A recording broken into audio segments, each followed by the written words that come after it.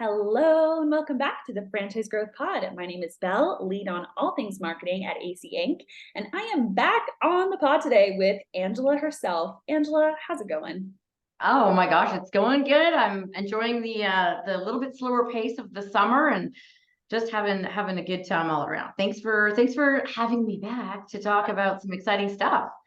Oh my gosh, well, I'm really excited about today's episode. I wanted to open up today's episode though, on this lovely summer day, feeling all summery. If you're watching on YouTube, Angela and I are both dressed very summery, actually in our light colors. I wanted to open up this question, or open up this episode with a question.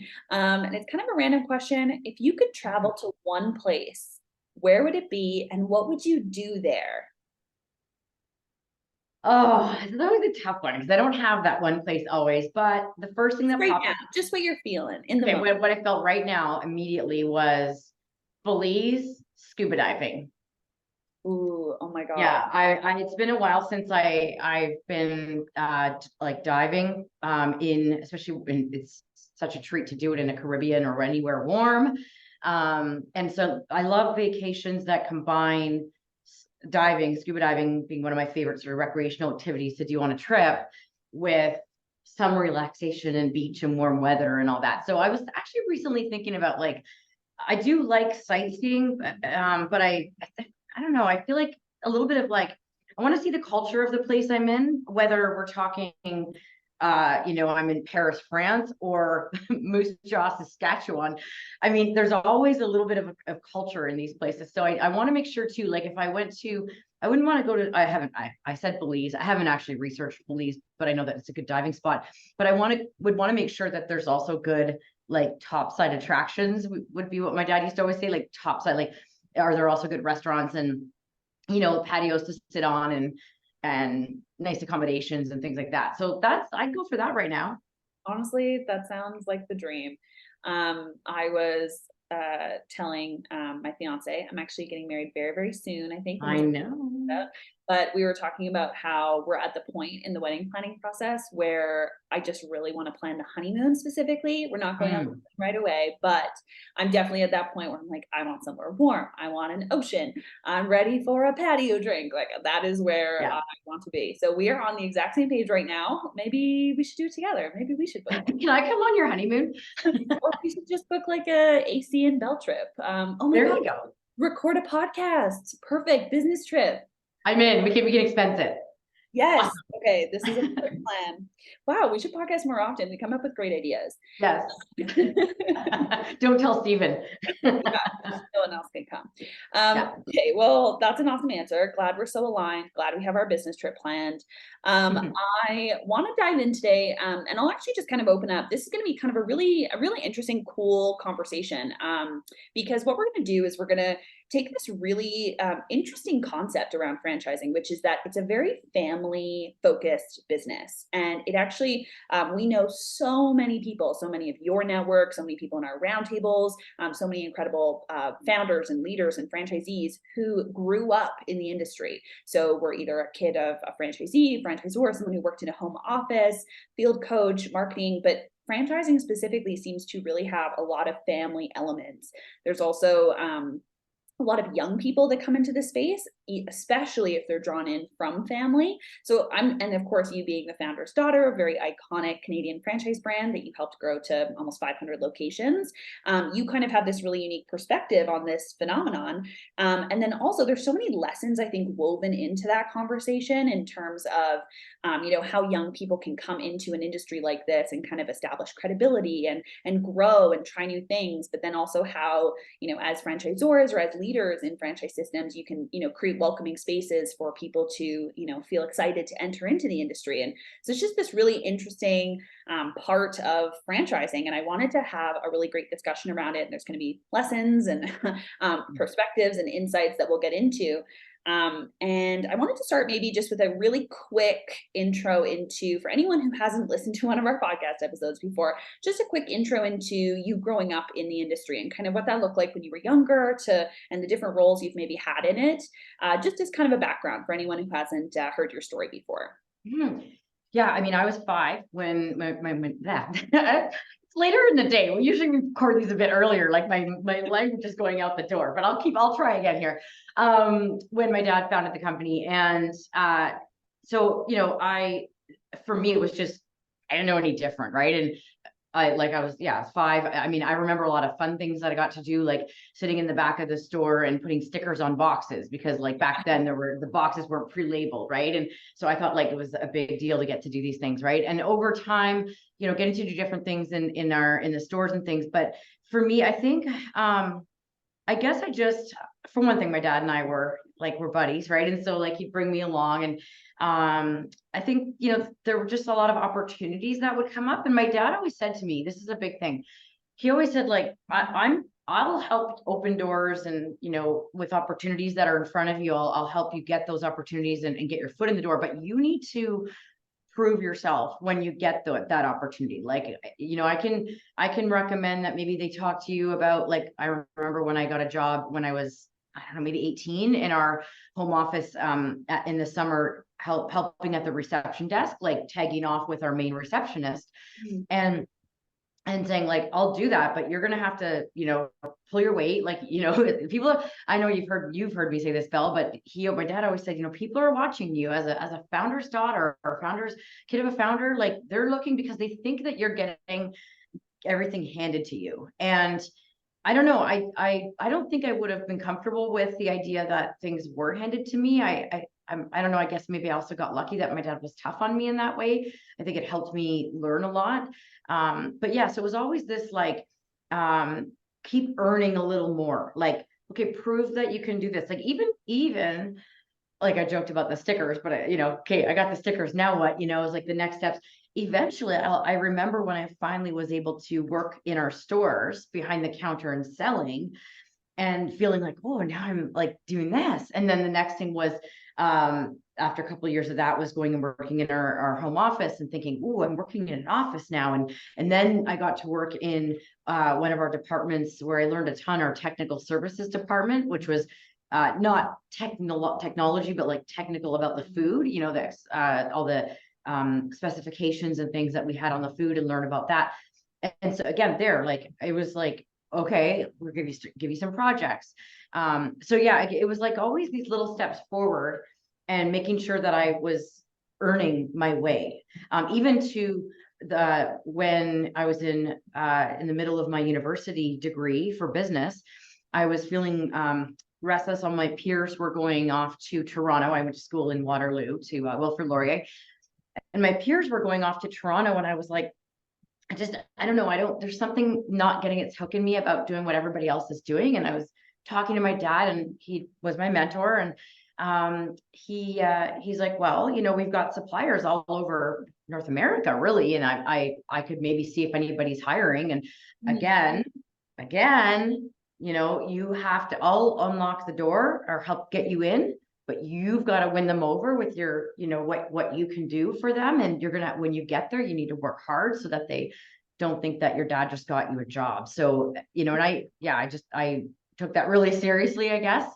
And then eventually ended up back on the M&M team in the field. And yeah, it was all about this, like, earning where I was at, for me.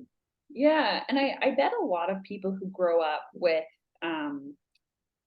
parents or other family members, uncles, aunts, even older siblings, like all kinds of people in your family, or even close, family friends and stuff, in positions to help you. It is really interesting how I think, as much as it's amazing when you're given opportunities, I think to succeed, you're totally right. You have to then capitalize.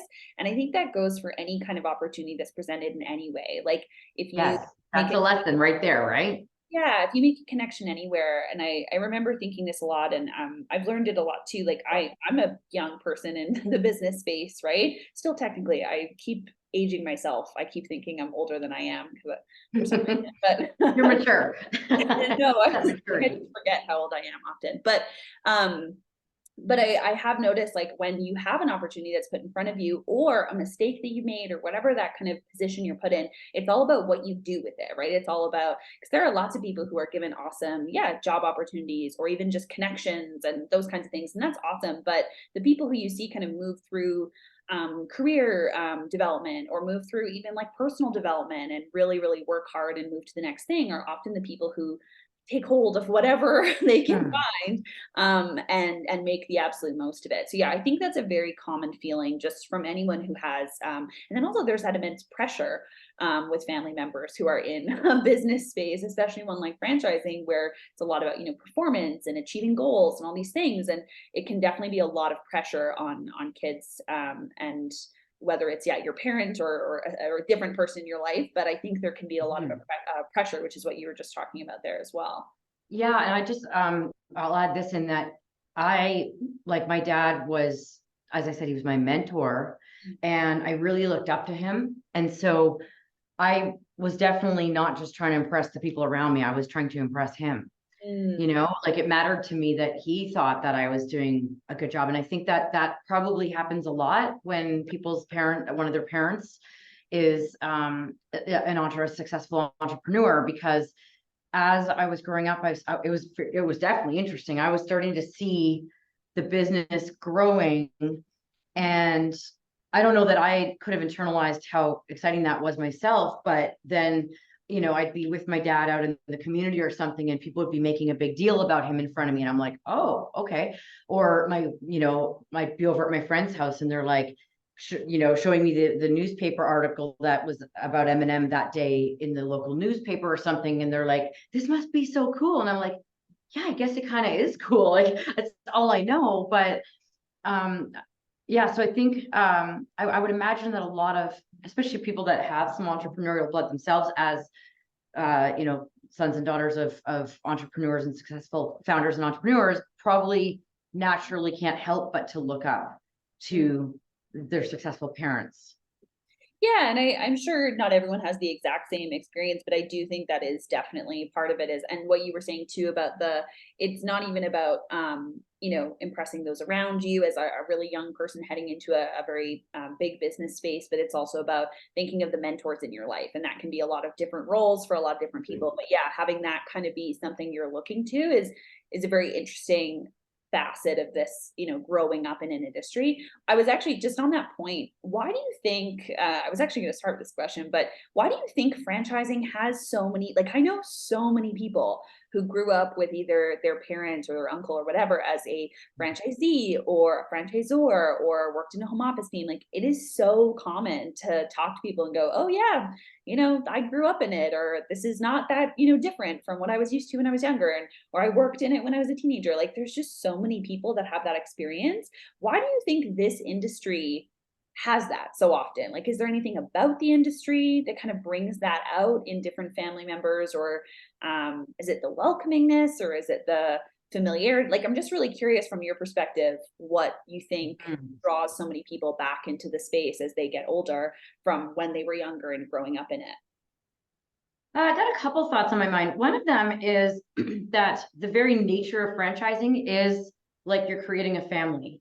Mm, Like that is a very common theme when you're a franchisor, to think of your franchisees as your family, because they have to buy into what you're doing and become a part of this journey with you. So I think there's a underlying element there about that. like, we're Uh, all rowing the same boat type thing. Like, everyone's kind of yeah, on the same mission, and so there's that sense of like unity that starts really, really early in a system. yeah. Yeah, and I mean, because the whole point of franchising is to have this network of well, support from the franchisor, like the parent almost, and then the franchisees are like the siblings helping each other and supporting each other. So there's that. And then I think in addition to that, when it comes to the franchisor, why there might be a lot of that is because it is so niche, or niche, as our American friends like to sometimes say. Just doing I'm doing my translation for everybody here. Niche.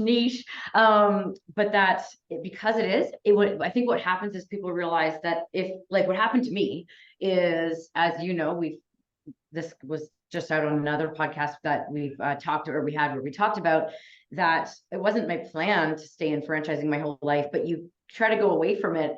And you realize that if you have some background in that world of franchising, whatever it is, you probably have some unique skill set Mm, that you might as well leverage. Like this is why, like I see and hear people like on LinkedIn or people we talk to, and they say like, I will never leave franchising, or they leave their role, even if it's with a vendor in franchising, and they go do something else. Maybe they got, allured by a better paycheck or something somewhere else. And they're like, I got to come back to the franchise family. I got to come back to franchising. So I think that uniqueness, that family feeling for the franchisor, I think that's why people come back. On the franchisee side, though, there's a little bit more to the story.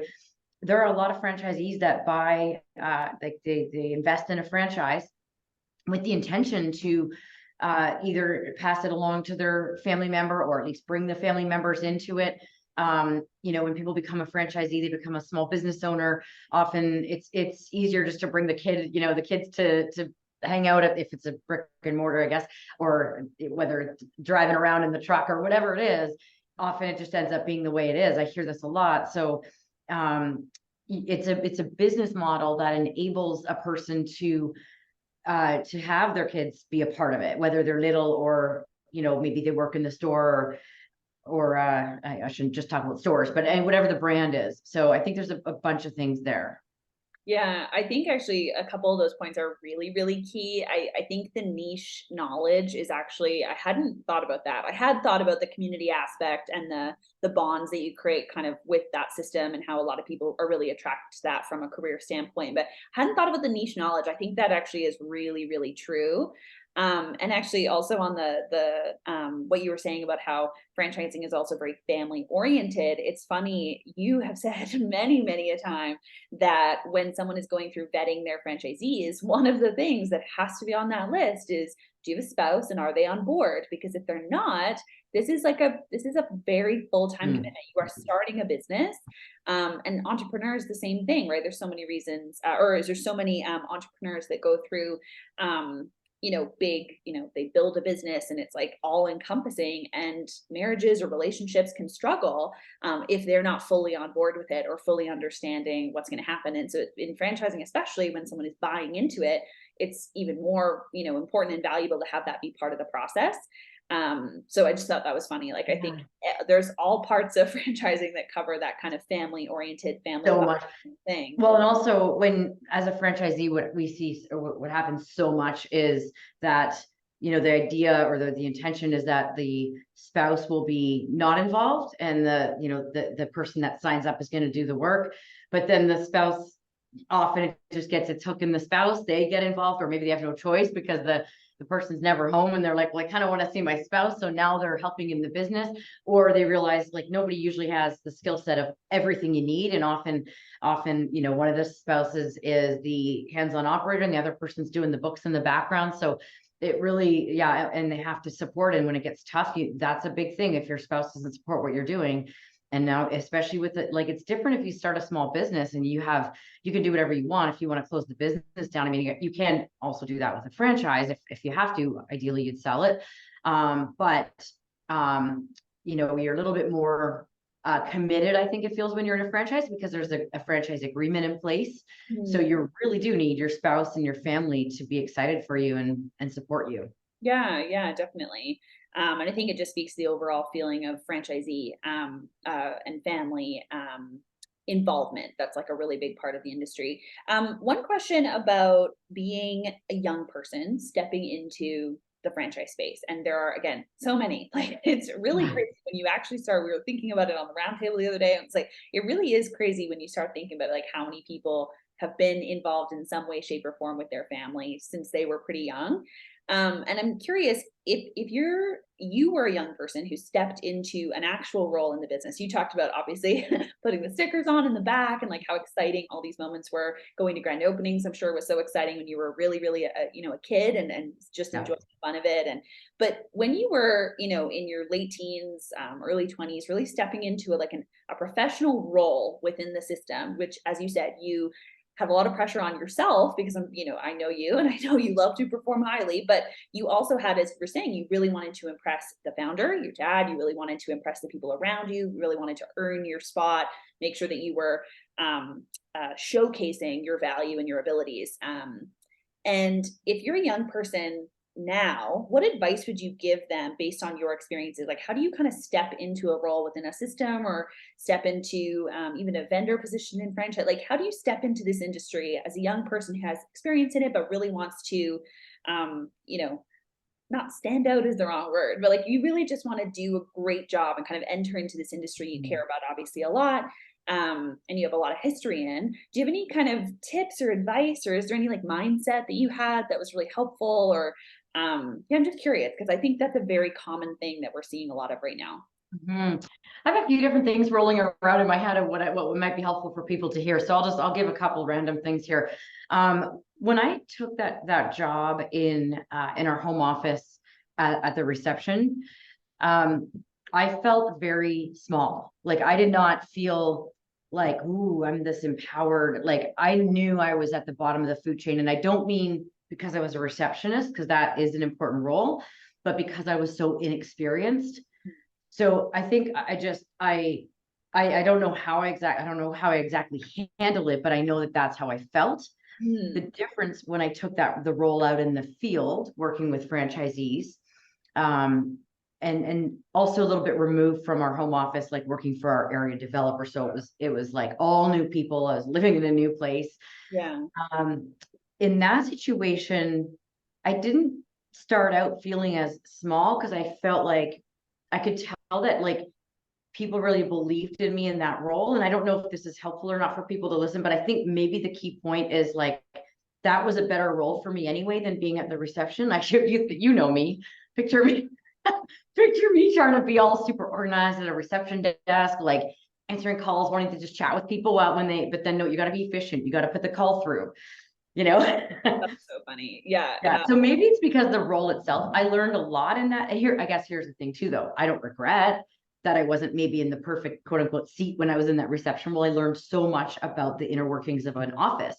Mhm. So I think here's my big tip, actually. Here's what I would say then. I just needed to explain all that maybe to get to this point, Yeah. but as a young person, take the opportunity. Like I, at this point in my life, I'm not going to do something that doesn't motivate me and that I don't feel like I'm in my purpose and that I'm in the right seat, I'm with the right people, all that. But it was, it's so different when you're in like in the early 20s, mid 20s, even maybe late 20s, depending on your experience, as getting out of your comfort zone. Even more, the younger you are, the more you're going to get out of it. And so that was me in that reception seat and in that technical services department. Like if someone had asked me a year before that, like, would that make sense for you to do that? I'd be like, no. But then when the opportunity came up, I was like, well, this is kind of cool. And my direct report in that role was really giving me good work. And like, I learned so much in that role. So it's get out of your comfort zone and be okay with like, it might not be perfect, because that's how you're going to learn what you're good at and what feels right to you. So I think that would be my biggest advice for people getting it when you're younger, is suck it up a little. Yeah, I think that that's actually really, really key, and speaks to a lot of people who are in what I would say like beginning stages of something, right? So whether you're a young person entering into a specific industry or business, or if you are just someone who is entering into a new role or a new, space in your career development, right? Is not being afraid to just try a whole bunch of things or do a whole bunch, even if it doesn't feel like it's the exact right thing. Um, Action equals growth. Action equals growth, and then following, and I think we talked about this on a past podcast as well, similar talking about your story, but really just following that gut feeling of what feels right. So the fact that looking back you're going, oh, it's interesting how it didn't take long to get into a different seat, right? A couple years of learning and development, and when I was in this different seat I just knew this was way more what I felt good about and what I felt excited about. So that's really interesting, and actually I would also recommend, if there's anyone new in business or franchising or whatever listening to the podcast, or if if you're listening and you send this to somebody, I definitely have a big key takeaway, which is go read The Defining Decade. Have you read that book, Ange? No, I don't even think I've heard of it. So this is my key takeaway.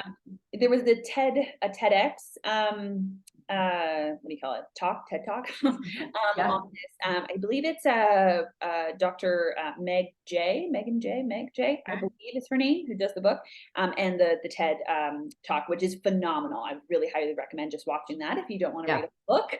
But her whole premise, and I won't get into some of the other premises, but her premise is that your 20s are not unimportant. Like, I think a lot of society has really tried to make people feel like your 20s are just like, ah, throw them away, who cares? It'll be Mm-hmm. cool when you hit your 30s. No, I So disagree. not I'm with true. you. No, those are important years. You're learning so much that you don't even know you're learning if you're in that stage. Even you, Val. Yeah, yeah, Down no, the road, you look back and go, "Oh my gosh, yeah." no, it's such a key point in your life, and not a time, and her talk too really talks about it. It's not a time necessarily that needs to have a ton of pressure. You don't need to put all this pressure of like, I have to do all these things, but instead you do have to take it seriously. And there's like, she has four, I think it's like four premises. She might have more in the book, but four premises in the talk that she talks about. And one of them is just adding value to yourself. And so that's exactly what you were saying. You don't have, it Mm-hmm. doesn't have to be a degree or a certificate or a job experience that you necessarily will use in 20 years. Like, that's not what this is about. Your 20s are just about You'll, adding as much mm, value as possible to you as a human. And that can look like so many different things. And then, for you to say, like, taking that reception job was not like, I love reception and organization and customer service. Like, that's not necessarily where that was coming from, but it was, oh my gosh, I'm just going to continue adding this valuable experience into my life, and that's going to help me figure out where I want to go. So I think that has always really stuck with me. And there was a few other premises that I would really recommend watching the TED talk for sure on, but that one has always stuck with me. On anything you try, anything you're going to do, it's almost like adding this personal value to your life. So I always really like that, and that's exactly what you were just saying. So just another yeah, way for you. just to be clear too, that reception job was really hard for me. Like that, Mhm. like it was like it was hard, and it didn't feel like the thing that I was using my superpowers. You know what I mean? Like, so that's, yeah. So it's a good learning for sure. I think you're so right. Like, yeah, adding value based on like just look at everything. Like whether it's kind of goes back to like win or learn, right? Like I'm not saying I failed at the job, but I learned something I didn't love, but I knew I was gaining something. So I think people need to have that perspective when you're younger, that if you're in, especially if you're in a role that you don't love right now, and I agree with you, you don't have to put yourself through the ringer, but accept that there's going to be a lot of learnings. Yeah, yeah, and I think it goes back to also what you were saying about, like, taking opportunities when they come to you. So if you're not liking what you're doing right now and you're really recognizing like, wow, I don't love this about it. I don't love this. And then a new opportunity presents itself that's like a different thing that you could learn to do, or maybe a different thing that you could figure out, does this feel better? Does this solve some of the things I was struggling with this other opportunity or experience? It's the same thing. If an opportunity is presented, take it. So like those key takeaways, I guess, go together. Yeah, yeah. But coming from a true Gen Xer, I think I'm a Gen Xer. I think. Yes. I've given up trying to figure out Yeah. whatever it is. Yeah. Well, this is going to Anymore. sound very. I think this is going to sound like my generation, but I do think also though it like in addition to like I guess stick it out. Like don't give up so quick. Sometimes I think that these days people we're used to everything being fast and move on. And I do think that maybe people are missing an opportunity to get some more learning or growth or actually like something that they didn't think they'd like if they gave it a little bit more of an opportunity. It's I would this is advice I would give to my kids. Like find something you love, but at this stage in life, like you all aren't gonna like you don't just always get to do what you love. Like you have to figure out how to get through some of the stuff that you don't love. Because there will be times even later on in life, like for me, that I have to do things I don't love, right? And I have to All trust. unfortunately don't get to live a completely fun life. I mean, yeah, exactly. I'm working on it. Come on, man. I mean, I was gonna say that you know me with my cold water swimming. To be 100% transparent, getting in the water, I hate. Like I hate getting in the water. It's cold every time. You do not start to get used to it. You just trust that if I do this hard thing, I'm going to feel really good after. And I think that is my generation. That's I think the way that maybe baby boomers too, but like knowing that, okay, do the hard thing to get the good thing. Because then sometimes, like, and for me with the ocean swimming in the winter, it's crazy, right? There'll be like, sometimes we even, as you know, in Victoria, get the odd bit of snow on the ground in the winter.